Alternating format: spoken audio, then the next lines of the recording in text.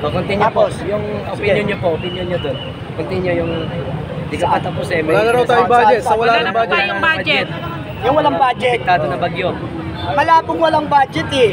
Kasi yung mga hearing lang, yung mga pa-hearing lang, yung hearing ng Quadcom sa palagay nyo, walang budget yan? Ron. Milyon yan, Brad. Mga kababayan ko, milyon ang budget.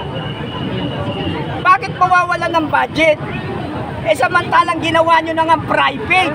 Yung Nino Aquino International Airport, nabenta at naibigay sa pribado. Ngayon, ang tanong ko, nasaan yung pinagbentahan nung Ninoy Aquino International Airport? Bilyon din ang halaga niyan. Saan napunta at nasaan ngayon? I-liquidation natin kung nasaan ang perang pinagbintahan ng Ninoy Aquino International Airport. At isa pa, walang budget. Nasaan ang 25 tons reserve gold ng Pilipinas na inilabas ng administrasyon ngayon? Nasaan ang 25 tons na ginto? What is purpose? Bakit inilabas ang reserve gold natin sa Bangko Sentral? Bakit? Ano pinaggamitan at saan gagamitin? Be transparent tayo. Wala tayong kinakalaban dito. Totoo lang ang sasabihin ko para magkaroon ng transparency. Dahil wala naman talagang transparency nagaganap. Nasaan yan? 25 tons reserve gold. Nasaan? Mga kababayan ko, hindi totoong walang budget. May budget. Sinasabi lang nilang walang budget dahil ayaw nilang gastuhin. Dahil nasa mga bulsa na nila yan. Big question mark yan. Sir, sa palagay nyo, ano na nangyari doon sa Maharlika Investment Scam? Yung pa isa, galing mo Brad. Salamat sa tanong mo. Yung Maharlika, ano na yan, band, ang laki niyan. Ngayon, nasaan din yan? Nakakatawa, walang budget. Eh ba't pa kayo nandyan sa gobyerno kung wala pala kayong budget? Hindi kayo mag-aano dyan sa gobyerno kung wala kayong ini-interest na budget. May budget yan. O nasan nga naman? Tanong ng kabayang vlogger natin. Asaan ang Maharlika Investment Fund? Ang laki niyan. Bilyon-bilyon din yan. Nasaan yan? Nasaan? O yung sa PhilHealth na overfund. 90 Diba? billion. Meron 90 billion. o 90 billion yung sa excess fund ng PhilHealth na kinuha nila. Nasaan din yun? Huwag nyo sasabihin walang budget. Eh kung ang Office of the Vice President nandun ngayon sa Cagayan. Correct. Namamagi. Nagbibigay ng relief good ang Office of the Vice President. Sara Duterte. Pero kinatkom nyo pa nga yung budget niyan. Diba? Kine-question nyo pa. Woo! Political. Political yan. Paawa kayo sa mga mamamayan na naghihirap na. Bumili ako ng kamatis, 3 piraso, 25 pesos. Yan ang unahin nyo. Ang problema ng bayan at mamamayan. Hindi yan kay Pangulong Duterte. Dahil walang mapapala ang mamamayan dyan sa investigasyon kay Pangulong Duterte. At wala pa sa history natin na nakapagpakulong na ng Pangulo. Wala pa. Kaya wala, hindi kayo magtatagumpay. Dahil the truth shall set us free. Tandaan nyo yan. Sir, ano ho yung inyong opinion, ang inyong mensahe ho na sa mga supporters ni Bongbong Marcos na until now ay pinupuri pa rin siya sa kabila ho ng kanyang mga ginagawa kapalpakan? Yan nga eh. Yan pa nga, kaya nga rin ako talaga nandito para gisingin yan. Yang mga dati kong kasamahang Marcos loyalist yan. Mga kasamahan ko rin. Pero nagtataka ako na nananatili silang blind fanatics. Isa lang naman ang ibig sabihin niyan kung bakit sila nananatili kay BBM. Isa lang. Isa lang ang dahilan niya. Hindi sila talaga loyalista ng bayan at mamamayan. Ang pagiging loyalista natin dapat, mga kababayan ko, ay yung doon sa politiko na gumaganap ng ikabubuti at ikauunlad ng ating bansa, ng ating bayan at mamamayan. Hindi yung tumataliwas at ang mga mayayaman ang pinayayaman pa. Hindi dapat ganun eh. Ang pagiging loyalista rin ako, di ba? Dati magkakasama tayo. Bakit ngayon nawala ako sa Marcos loyalist? Nag-withdrawal of support ako. Mula sa puso, walang nagdikta. Dahil nakita ko na walang patutunguhan ang bansang ito sa pamamahala ng dati kong sinuportahan. Kaya ako ay nag-withdrawal of support dahil walang patutunguhan. Gewang-gewang ang bansang Pilipinas. Kaya kung nandito man ako o nasaan man ako ngayon, yun ay dahil sa pagmamahal ko sa bayan at mamamayan. Hindi basta sa politiko lang. Sinusuportahan ko lang ang politikong may pagmamahal din sa bayan at mamamayan. At yun ay nakita ko sa Duterte family. Sir, sa tingin nyo, kailangan ba imbestigahan din itong mga flood control projects? Kasi napansin nyo naman, halos sunod-sunod yung bagyo na tatama sa bansa natin. Tama, dapat talaga imbestigahan yan. Kasi yan, napakalaki ng pondo dyan eh. Ang laki ng pondo, yan nga pa nga isa eh. May pondo pero wala namang proyekto. Yun yung sinabi ko dati. May pondo, wala namang proyekto. That is called ghost project. Fund is released, but the project, where? Ang hirap, di ba? Kawawa ang bayan. Tama yung sinabi mo, kabayan. Ang flood control, dahil sunod-sunod ang bagyo ngayon, sunod-sunod ang kalamidad sa ating bansa, dapat talaga imbestigahan kung nasaan napunta ang pondo ng DPWH, yung pondo na para sa flood control natin. Dahil yan, sa aking pagkakaalam, everyday may pondo yan. 1.44 billion. 1.5 billion a day. Isipin nyo, sa isang araw, billion ang nilalabas. Nasaan yun? Aba, building na mapapatayo mo nun. Nasaan? Ito pa isa ha. Tanungin nyo nga, yung tungkol sa ginagawang Senate office na bago. Hindi nyo ba itatanong yun? Sige, ako na mismo. Sige sir, ikaw na, balata mo na. Yung Senate natin na office na kasalukuyan nandyan sa Pasay. Ilang beses ako naglalabas-pasok din dyan. Wala pang damage. Maganda at maayos ang ano dyan, ang building na yan. Ang pasilidad, kompleto pa rin ang facility. Bakit kailangan tayong gumawa ng panibago, nagagastos tayo ng malaki, at sa 12 senador, mananahanan sila sa hektar-hektaryang pasilidad? Ang laki-laki. Pag malaki pasilidad, malaki rin ang budget na ilalabas. Correct. Ngayon, nasaan ang sinasabing budget? Nandun ba? Hindi pa tapos yun. Pero bilyon na ang ginagastos nila doon. Ang tanong ko, bakit kailangan mag-provide ng ganun? Meron naman tayong existing. Ano yun? Pagwawaldas? O kailangan lang talagang merong maipakitang proyekto para maglabas ng pondo? Galing, di ba? Pagkaraniwang mamamayan lang tayo. Pero, based to common sense, mararamdaman mo na hindi para sa bayan at mamamayan ang mga pinaggagawa ng mga politiko natin, karamihan sa kanila. Iilan-ilan lang talaga ang nagiging tapat sa kanilang tungkulin. Isa na dyan ang mga Duterte family. At yung mga kaalyado ng Duterte ngayon, yun lang ang may mga puso para sa bayan at mamamayan. Sir, sa tingin mo, magtatagumpay kaya yung niluluto nilang impeachment case naman dito kay Vice President Inday Sara Duterte? 101% hindi. Bakit ko nasabi? Kapag ang isang politiko o isang public servant ay gumaganap sa kanilang tungkulin para sa bayan at mamayan, pinapaunlad nila ang bayan at mamayan, ang main concern nila and objectives ay tulungan ang mga mahirap na mamayan. Tandaan nyo to, kakampi ng mamamayang Pilipino ang politiko na yan. O ilagay na natin si Vice President ang i-impeach nila. Kakampi ni Vice President Sara Duterte ang mga mamamayang Pilipino. May magaganap at magaganap na hindi nila magugustuhan kapag ginawa nila ang mga bagay na against the will of God and the will of the Filipino people. Tandaan nyo yan, mga politiko. May magaganap. Huwag nyo ngamunin ang kakayahan ng mga bayan at mamayan. Dahil wala kayo dyan kung wala kami. Sir, kung bibigyan nyo po ng rating si Pangulong Duterte doon sa nangyaring hearing sa Quadcom, anong grado po ang may bibigyan nyo from 1 to 10? 10 po yung pinakamataas. 10. Bakit Kung po? pwede pa nga maging 100, 100 na sir? natin. Dahil ang Pangulong Duterte, unang-una, ano ba ang dahilan bakit iniimbestigahan?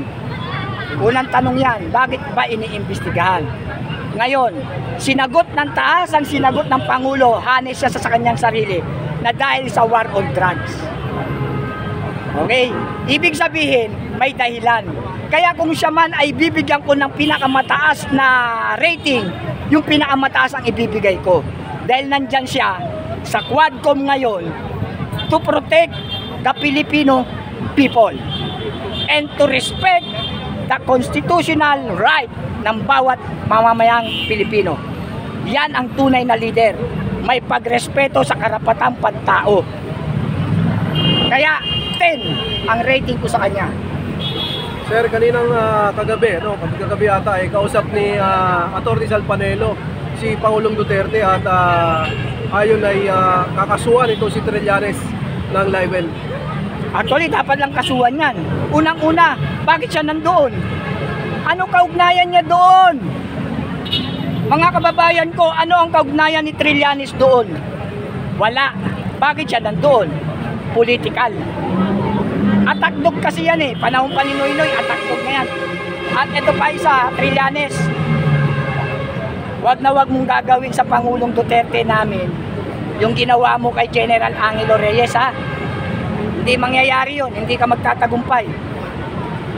Hindi ka magtatagumpay. Trillanes, kahit sa Caloocan, taga-Caloocan ako. Wala kang botong matitikman sa pamilya ko, sa mga tao, sa mga kaibigan ko, sa Caloocan. At hindi ka mananalo sa Caloocan, Trillanes. Sir, Hindi ka mananalo. excuse me po, ano po masasabi niyo kay Congressman Abante doon sa sinabi niya na libo-libo daw ang kanyang inaitulong na mga botante para kay Tatay Digong kung election? Eh, hindi naman siya yun eh. Mga tao yun. Kung bumoto man yung mga tao doon, ginusto nila. Ginusto nila. Kaya yung botong sinasabi niya, hindi kanya yun. Sa mga tao yun. Siya, isa lang ang boto niya. Siya lang yun. Ngayon, kung sasabihin ng mga ano ko yan, religious member ko yan, karapatan pa rin nila kung binoto nila si Duterte. Walang dapat sumbatan doon. Dahil hindi naman black voting ang tinatawag doon. Karapatan yun. At yun ay may dahilan kung bakit na binoto siya ng mga tao na yun. Yung sinasabing marami siyang binigay na boto. Imposible yun. Hindi niya kanyang boto yun. Boto ng mga individual na tao yun. At yun ay karapatan ng bawat mamamayang Pilipino na bumoto na naaayon sa kagustuhan nila at sa puso nila. Kaya hindi pwedeng i-connect kay Abante. Pwede pa patras na lang siya, wag siyang umabante. Sir, lagi pong ginagamit ng mga Marcos loyalists na dadakpin na daw si Pangulong Duterte ICC. What is your opinion about that? Paano tatakpin ng ICC? Ano jurisdiction ng ICC? Ano jurisdiction? Unang-una, hindi na po tayo member ng ICC. Nag-withdrawal of support na po tayo sa ICC. Kaya wala nang jurisdiction ang ICC sa atin. Malabong mangyari yun. May sarili tayong judicial system. May sarili tayong national court na atin. Ngayon, kung sasabihin dadakpin, pakita muna sila ng jurisdiksyon na may karapatan silang huliin ang dati nating Pangulo. At kung sakali man na mangyari yung ganon, patakot kayong lahat dahil may magaganap na hindi nyo magugustuhan. Correct. May magaganap talaga yan na hindi nyo magugustuhan. Yung mga sinasabi nyong pananakot na kukulong na namin yan, uhulihin namin yan, tatawagin namin ICC, ICC ang maghuhuli sa kanya. Subukan nyo lang. Subukan nyo lang. Hindi ako nananakot pero subukan nyo lang. Kasi tandaan nyo to, ang ICC, meron yan sariling batas na hindi nasasaklawan ng batas natin. Meron tayong local court, yung ating talaga pang Pilipinas na batas. Ngayon, nag-withdrawal of support na tayo sa ICC. Ano ang karapatan nila? Ano ang jurisdiction nila para pumasok sa atin? Para hulihin ang ating Pangulo. Unless may connivance yan sa pinakamataas na tao sa bansa natin.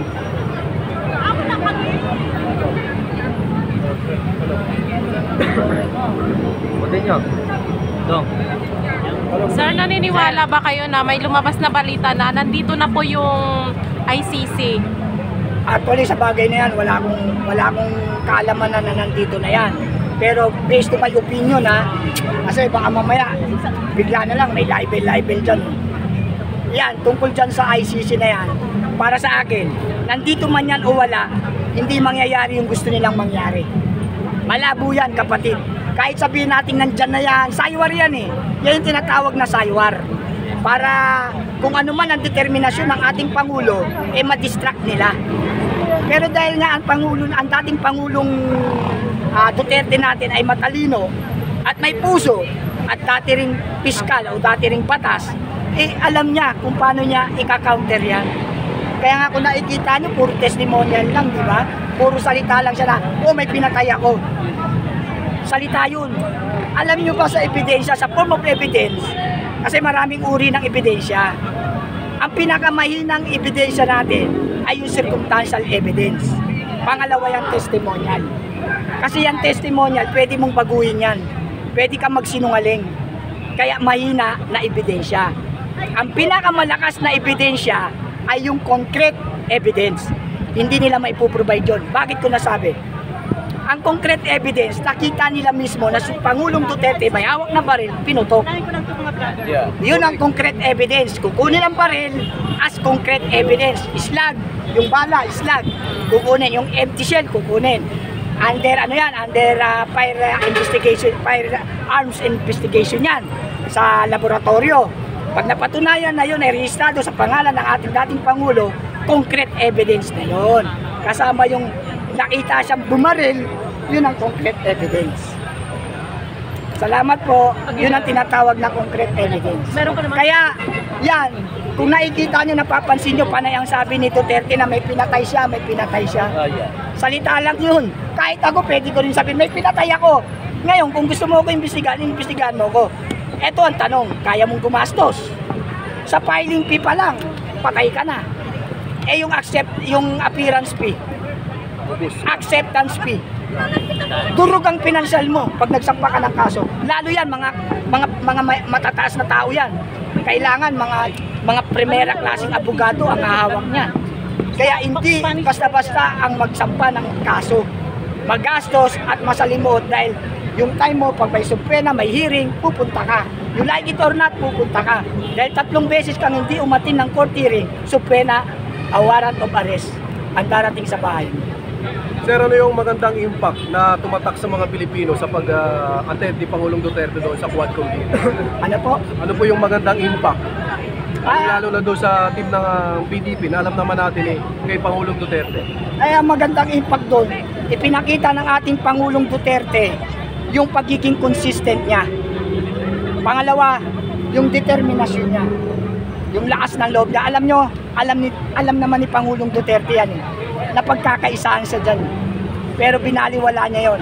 Alang-alang na maipakita niya sa bayan at mamamayan na yung kanyang mga ginawa ay pinaninindigan niya dahil yun ay para sa kabutihan ng ating mamamayan at ng bayan. Peace and order is a one way of development. Walang pag-angat ng bansa kung walang kapayapaan. Kapag ang isang bansa ay walang peace and order, hindi aangat ang bansa. Dahil ang peace and order, nakakonek yan sa kaunlaran ng ekonomiya natin. Paano papasok ang mga investor sa atin kung puro patayan ang nakikita sa bansa natin? Kaya yung peace and order na ginawa ng ating Pangulong Duterte to protect the innocent, to protect the people, to protect the dignity of being a Filipino country.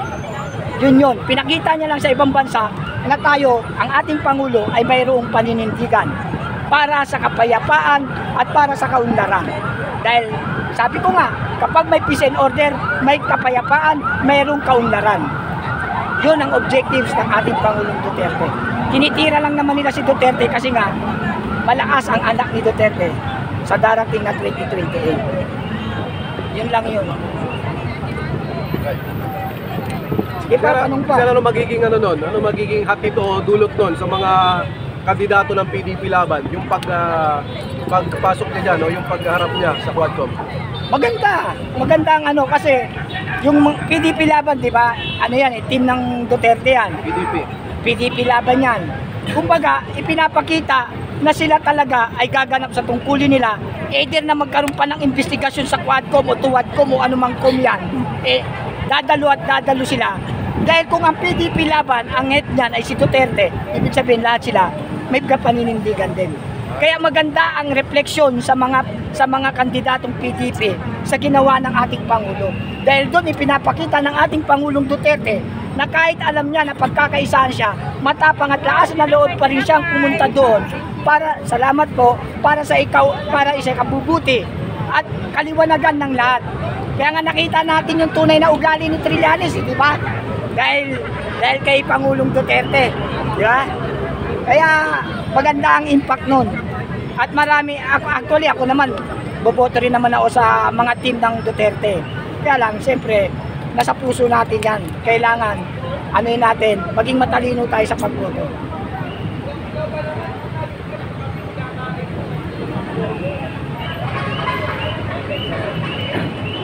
Bay, tanong bay. Okay, tanong pa. Sir, may tanong ako sa inyo. Yan. Ano yung nasasabi niyo po sa administrasyon kasalukuyan ngayon kay ano po, BBM? Ano? Ikumpara niyo daw po yung Duterte at saka Marcos administrasyon. Ang layo naman, kapatid. Ano niyo po? Hindi pwedeng iambing eh. Kasi unang-una, ang Department of Migrant Worker na ipinaglaban namin. Para sabihin niyo din. Ayan ang PUA, DMW na yan. Yan, DMW na. Dahil kay Pangulong Duterte yan. Yes. Nagkaroon tayo ng Republic Act 11641 created as a migrant workers dahil kay Pangulong Duterte. Hindi po yan sa administrasyon ni BBM sa administrasyon po yan ng Pangulong Duterte. At kami po bilang isang OFW, ex-OFW po, ay humingi dyan kay Pangulong Duterte at napakagaling ng Pangulo na to Bago siya bumaba ng kanyang termino, kinirate niya ang Republic Act 11641 at nagkaroon kami ng ayan na ngayon. Department of Migrant Worker. Actually, Department of Overseas Filipino Worker yan. Binago lang ng mga sinatong. Binago. Kasi hindi naman talaga kami migrant OFW. Napakalayo po niyan kahit i-googles nyo ang meaning ng migrant at saka ng OFW. Ang migrant po lumalabas ng bansa without contract. Wala po yung job order. Wala pong contract. Walang working visa. Lahat po sila lumabas ng student visa, business visa, marriage arrangement, ganun po. Mga business visa, ganun lang po sila. Yun po yung migrant. Kami po, worker talaga, 2 years contract, may pinipirmahan kontrata. Nagpipidos po kami, meaning of pidos, pre-departure orientation seminar. Bago po kami lumabas ng bansa, meron po kaming orientation at seminar tungkol dun sa kultura at pamumuhay ng bansang pupuntahan namin. Yun po yung tinatawag na PIDOS, Pre-Departure Orientation Seminar. Ngayon po meron pang TESDA, yung NC2, bago ka makalabas, yun na po yun. Kaya ang OFW, malaki po ang pagkakaiba. Kaya nga, next move, ipapa-amend namin yan. Hindi po kami papayag na mananatiling DMW yan. Sir, kayo po ay isang OFW. Yes. Ano po masasabi nyo na yung naiya ay sa Worst Airport na naman? Kaya nga di ba nabanggit ko kanina, binenta yan. Bakit binenta? Hindi dapat ibenta yan. Alam nyo to mga kababayan ko. Nagtataka ako sa ibang kababayan natin, hindi sila nasasaktan Alam nyo ba na kapag may binibentang government property o government owned, pag-aari po natin yan. Okay. Tayong mga mamamayang Pilipino. Tayo po ang tunay na may-ari niyan. Kaya once na binibenta ng Pangulo o ng gobyerno yan, dapat tayo nasasaktan. Kasi diyan na pupunta ang ating mga buwis, ating mga tax. Ngayon, ang tanong, private na yan. Hindi na pukontrolado ng gobyerno yan. Kapag gumawa ng batas ang Ninoy Aquino International Airport nang naayos sa kanilang batas na lang o memorandum nila, wala na pong interfering ng Pangulo. Kasi private na po. Kaya kung magtataas man sila ng night parking, karapatan po nila yon dahil binili na po nila ang airport natin. Kaya ang magsasuffer po niyan mga pasahero. Tayong mga airplane user, yung gumagamit ng eroplano. yung mga OFW. Kaya yung tanong mo, kabayan, masakit sa akin na nabenta yan. Dahil walang pangulong nagangad na ibenta yan. Pinalanuang ibenta rin ni Noynoy yan. Pero hindi nagtagumpay dahil nakita ni Noynoy na maraming Pilipino o OFW na pumapalag. At si Noynoy kahit ganyan nakinig. Pero ngayon nagtataka ako, bigla na lang nabenta.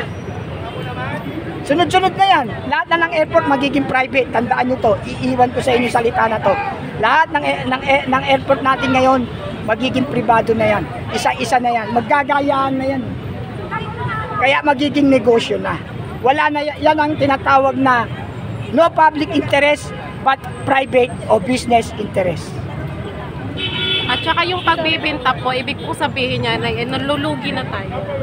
Kung sa isang business, nalulugi na.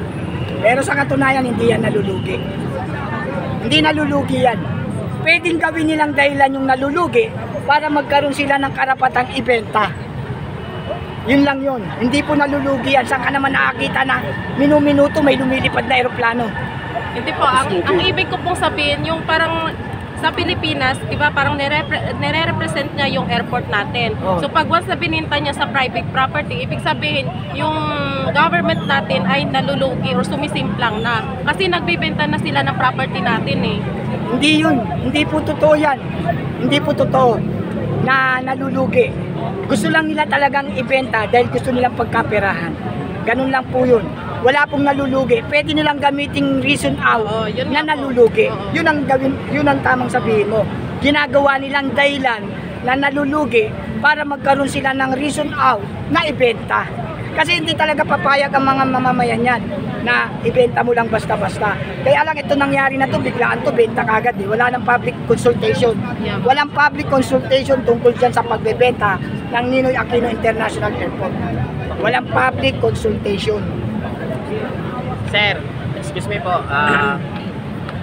May palagay po ba kayo ano pong sa tingin nyo kung bakit muntikan na maambalos ni Tatay Digong si Trillanes? Joke lang yun. Oo, hindi yun. Alam nyo yung ginagawa ni Pangulong Duterte. Sign war. Ito lang yan eh. Ito lang yan bro. Kung i-analyze mo ha. Kasi yan, hindi naman basta lang yan ginawa in body language eh. May purpose si Pangulong Duterte dyan. Ganito lang yan. Kung iniinis ng Quadcom si Pangulong Duterte, iniinis niya lang din ang Quadcom. Nilalaro niya. Laruan lang yan. Alam nyo, matalino si Pangulong Duterte. Pag nalaman niyo yung diskarte, napakatalino, napakagaling. Magaling si Pangulong Duterte. Ano niya lang yun?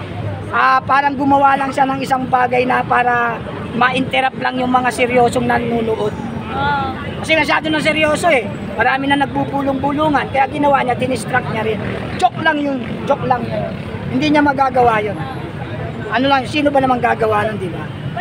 In kaso, kitang-kita doon na nag-react si Trillanes. At meron ka pang nakita sa likod na nagtataray. Nakita niyo yun, yung may nagtataray na babae. Body language lang yun, mata lang. Magkatabi si Padilima tsaka si samantala magkalaban sila. Matalino si Pangulong Duterte, hindi nila kaya yan. Maniwala kayo, hindi nila kaya. Ano yan, kapatid? Yung si Pangulong Duterte na magkalaban sila Dilima, pinagtabi talaga sila. Yun nga yun eh, iniinis nga nila si Pangulong Duterte kasi ang gusto nila mangyari kay Duterte, mainis. Dinidistract nila yan eh. Siyempre ikaw, may ano ka, meron ka nakaraang hindi maganda sa katabi mo, parang distracted ka eh. Distracted ka, pero hindi na-distract si Pangulong Duterte doon. Mas natuwa pa nga siya doon. Sir, ano po masasabi niyo dun sa pagpunta ni VP Sara sa pagdinig ng kanyang tatay sa hearing? Ang alam ko, nagpunta si VP Sara doon dahil meron ding magaganap na hearing yata sa kanyang ano. Pangalawa, talagang gusto niya rin ipakita yung suporta niya sa kanyang ama. Isa na rin yun. Pero meron yatang coincidence, meron din yata siyang aatinan doon. Tapos yun na nga, suporta niya rin sa tatay niya. Maganda nga yun. Ako sir, may isang katanungan. Ngayon pong kung yung ba ay updated doon sa LRT1 from Baclaran to Cavite, ngayon po ay nasimulan itong LRT1 from Baclaran to Cavite, panahon ni Tatay Digong. Okay, at ngayon po ay magbubukas na ito. Sa inyong palagay, bilang isa sa mga netizen, sino ba talaga ang dapat pasalamatan ngayong magbubukas ng LRT1 ng Baclaran to. Ang dapat pasalamatan kung sino ang author. Kung sino talaga ang nagsimula nun.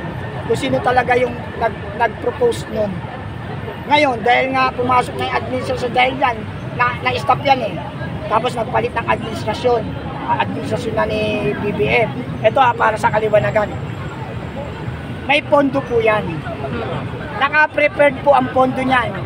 Dahil bawat project po, meron po tayong tinatawag na completion of project. Completion of contract. Naka-estimate na po yan kung magkano ang halaga.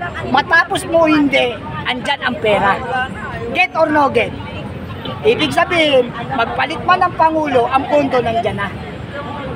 Nakuha niyo mga kaibigan? Dahil meron po yung completion of project.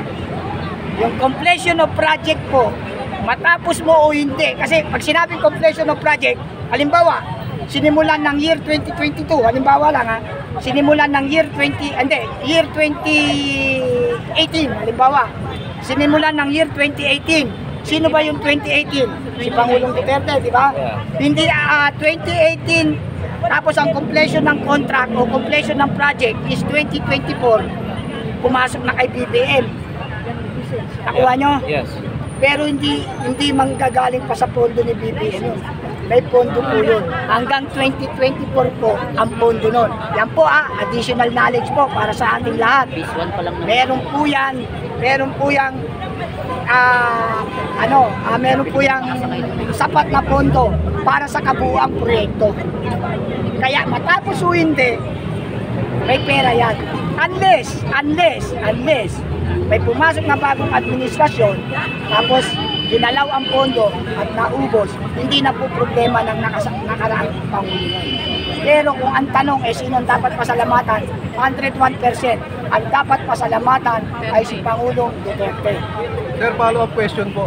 May mga nakikita po ba kayo ng mga bagong proyekto ng administrasyon ni Marcos na yung mga pagtutuloy ng mga nasimula ni Pangulong Duterte? Butan, yun naman lang sabi nila, di ba? Itutuloy nila ang nasimula ni Tatay Digong. Tama. Wala. Kung yung airport nga sa Bulacan, hininto eh. May project din sa Bulacan, hininto yun. Project din ng Pangulong Duterte. Hininto po yun. Hindi po tinuloy. Ang tanong eto, paano naman po yung mga structure doon na nagawa na? Konti na lang yun, tapos na eh. Ano yun, mabubulok na lang. Sayang ang pondo na ginamit doon. Ngayon ang tanong, eto, nakasaan yung natitirang pondo para doon? Diba? Dapat may refund. Or meron dyan transparency, liquidation report nung nagastos. Dapat. Supposed to be. Kaya yung sinasabing nakita, wala pa akong nakikita, kaibigan. Puro, ang nangyari, puro kay Duterte, yung iba nga, hindi pa tinuloy. Kasi nga, gano'n naman ang sistema nila, di ba? Pag hindi nila project, ayaw nilang pondoan o ayaw nilang suportahan. Ay sir, ito. Kagabi po merong ginawang manifestation yung isang congressman, bali yung DDS Youth Party List po yun.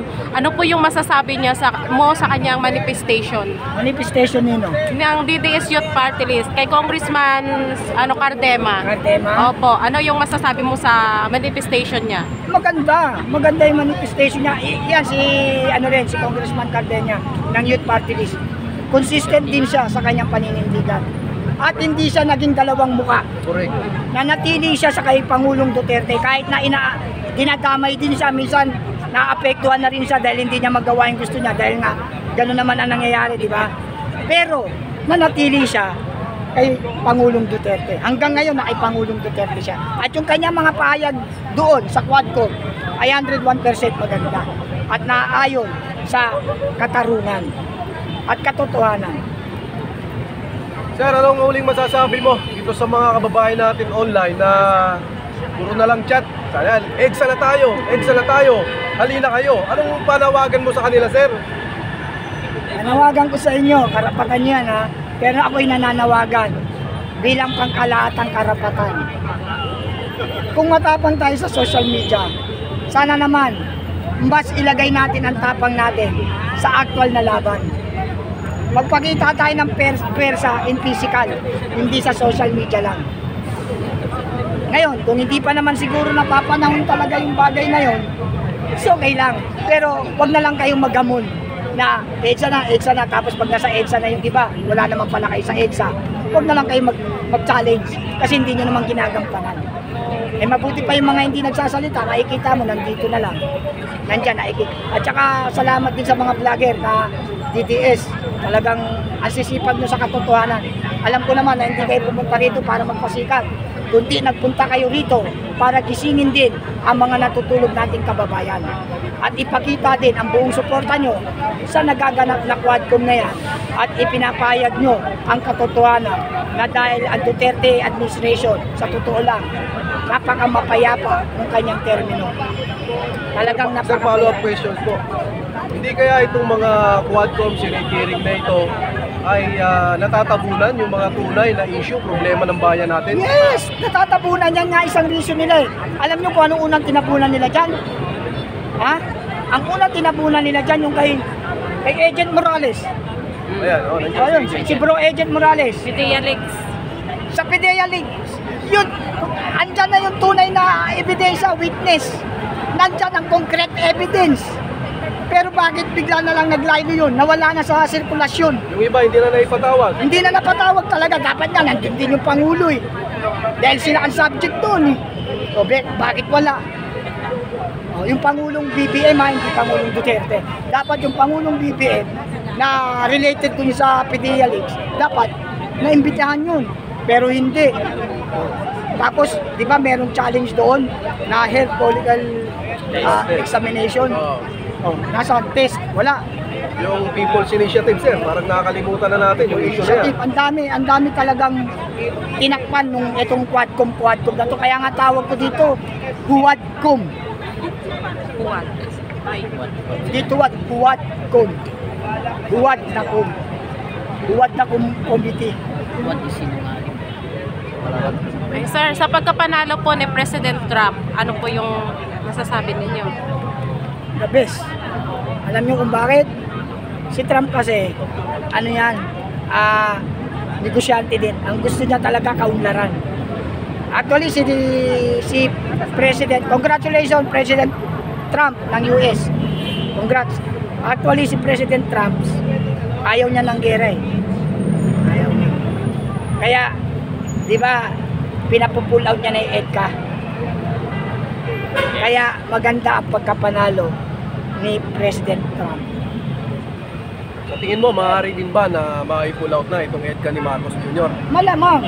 Kasi magmumula yan sa President ng US eh. Kaya ang President ng US ang uutos na. Pull out yan. Oh. Hindi si Biden, si siya yung nagdala. Trump. Si Biden yung nagdala. Oo. Kaya iaalis niya, ipupull out yan kasi hindi naman natin kailangan yan eh. Hindi natin kailangan ng ang mga base militar. Ang kailangan natin dito, trabaho, mga negosyo. Yan ang kailangan natin. Pagpapaunlad. Ang dapat sa EDSA, ang EDCA, wala na yan. Sir, bilang kayo ay updated sa mga nangyayari sa bansa natin, may mga investors po ba tayo na pumapasok dito sa Pilipinas? Foreign investors? Meron naman, kaya lang, hindi full blast. Kumbaga, nangangapa rin sila. Hindi talaga yung full blast talaga na, dyan, magnenegosyo. Sa tingin nyo, bakit kaya, sir? Dahil nga sa walang peace and order. Yan ang una eh. Alam nyo, ang number one na kung bakit wala tayong mga foreign investor o bakit nababawasan ang foreign investor. Dahil walang peace and order. Isipin mo, magnenegosyo ka sa isang bansa, may mga kaguluhan. Walang security. Hindi, pwedeng kidnapin sila, pwede silang maging hostage. Marami. Kaya, isa yan sa inaano nila. Pangalawa, ito pa isa. Ito pala ang major cause. Ayaw magnegosyo ng iba, ng foreign investor. Bakit? Bakit ako mag-i-invest sa inyo? Ang taas ng kuryente nyo. Ang taas ng tubig nyo. Samantalang sa Thailand, sa Malaysia, sa Hong Kong, ang mura ng kuryente at tubig. Dito na ako magnenegosyo. Alam nyo kapag magnenegosyo ka, malaking negosyo. Pinaka, burden, kuryente. magpo-provide ka ng kuryente. Milyon ang aabuti mo sa isang buwan. Ba't ka mag-i-invest? Eh, ang mahal ng kuryente na dito. Pababain nila ang kuryente, pababain nila ang tubig, papasok ang investor dito sa Pilipinas. Actually, mayaman naman ang bansa natin eh. Ang problema lang, kinukurakot lang ng mga politikong mga buwaboy. Sir, may napabalita na isang congressman na nakabili ng chopper at saka jet sa kabila nung pagba sa kanilang lugar. Ano masasabi mo ron? Ang masasabi ko dyan, natatakot na siya, baka biglang magkagera. Para meron siyang sasakyan, lilipad ang pamilya niya. Yun lang yun, saan mo gagamitin dito yan? Sige nga. Oh, saan mo gagamitin dito ang eroplano mo, helicopter mo, saan mo gagamitin dito? Pupunta ka ng Cubao, naka-helicopter ka ba? O naka-jet ka? Hindi. Pang long distance yan. Bakit kailangan nila yan? Pag nagkagera, ang pamilya niya, safety na. Eh, madami silang pera eh. Kaya naman nilang bumili. Dahil hindi rin natin may iwasan. Hindi natin masasabi kung magkaagera o hindi. Walang nakakaalam niyan. Pero sa nakikita ko, dahil nga meron naman talaga nagaganap na gera, baka madamay tayo dyan.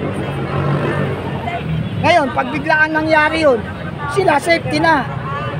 Meron na silang sariling jet eh. Kaya nilang isakay pamilya nila. Sir, makikita ka pa rin ba ng mga viewers namin sa susunod na Friday? Abangan ka daw po nila eh. Dami na umaangas ang mga sinasabi. Kasi ako, Brad, mga kababayan ko, kung bakit din ako pumupunta rito. Una-una, ang laki ng tiwala ko sa inyo mga DDS vlogger. Ayun, Kung napapansin nyo, hindi, walang iba, kundi kayo lang din pinupuntahan ko. Kasi ang tiwala ko nasa inyo dahil alam ko na nasa katotohanan kayo. Kasi alam ko rin na piniresyohan kayo ng kabila, pero hindi kayo sumama. Kasi nga, ang pinaglalaban nyo rito, katotohanan, para sa bayan at mamayan. At yung mga iba nyong kasamaan, di ba? Aminin nyo to, ang iba nyong kasamaan nandun sa kabila, di ba? Nasa Ensaymada na. Nabili sila dahil hindi sila talaga para sa bayan at mamayan. Kayo, hindi nga kayo nabili, pero ang laki nagagawa nyong tulong at ang credit nyo nasa Panginoon. Minsan isang araw, hindi natin masabi, biglang bumaliktad ang sitwasyon. Sa palagay nyo, mananatili kayo dyan? Magkakaroon kayo ng mga magagandang future. Hintayin nyo lang, panapanahon lang yan. At sa tingin mo kaya sir, mananatili din ba sila doon? Hindi sila mananatili doon. Walang permanente sa mundo unless the word of God. No one permanent in this world. Even our own life ay may limit. Walang permanente. Tanging ang salita lang ng Diyos at ang pag-ibig ng Diyos ang permanente. Salamat, sir. Salamat, sir. Thank you rin, mga kaibigan. Daming umaangas sa SM. Sa EDSA.